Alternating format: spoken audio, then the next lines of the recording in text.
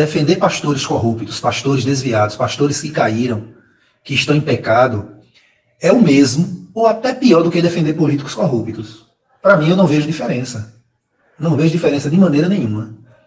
Inclusive, eu não vejo diferença entre determinados pastores que se corromperam, que se desviaram, que viraram mercenários, homens iníquos. Eu não vejo diferença deles de políticos corruptos, inclusive políticos que estão presos por corrupção,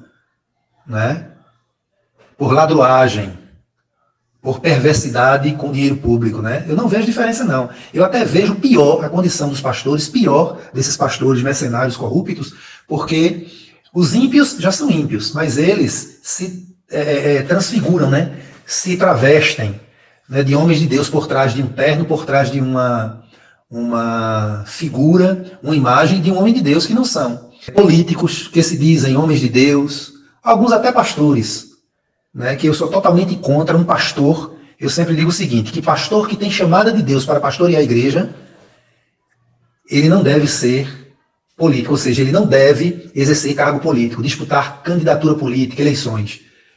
Porque eu entendo que Deus, o Deus que chamou, que ungiu um pastor, ele chamou para que esse cuide de ovelhas.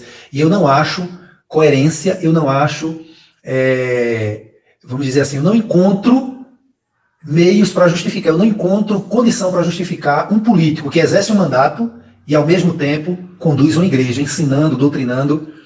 Então eu entendo, à luz da Bíblia, pelo que eu vejo na Bíblia, eu entendo o seguinte, que das duas coisas uma, ou o pastor se desviou da chamada para ser político, para exercer qualquer que seja o cargo político eletivo, ou ele nunca foi pastor.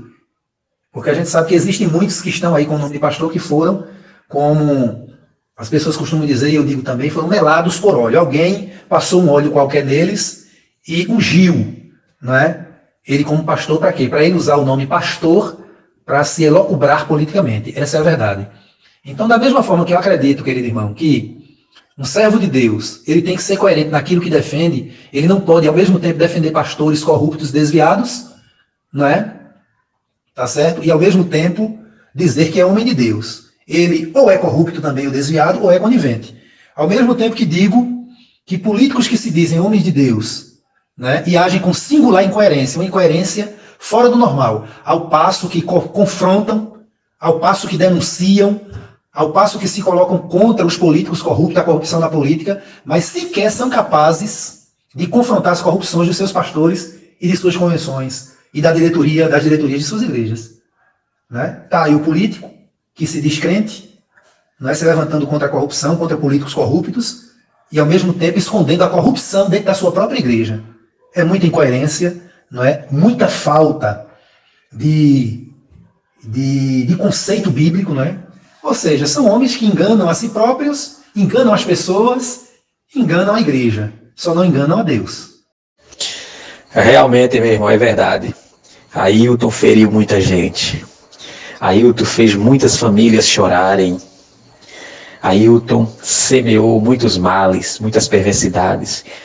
Atrapalhou chamadas de homens de Deus, de mulheres de Deus, enfim, de muitas pessoas dentro da igreja em Pernambuco.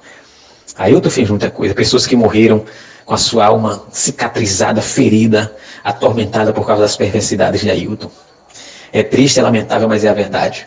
Fez muita, e ainda faz, muitas coisas erradas e perversidades, maquiavelismo, ele é muito maquiavélico, muito articulado, entenderam?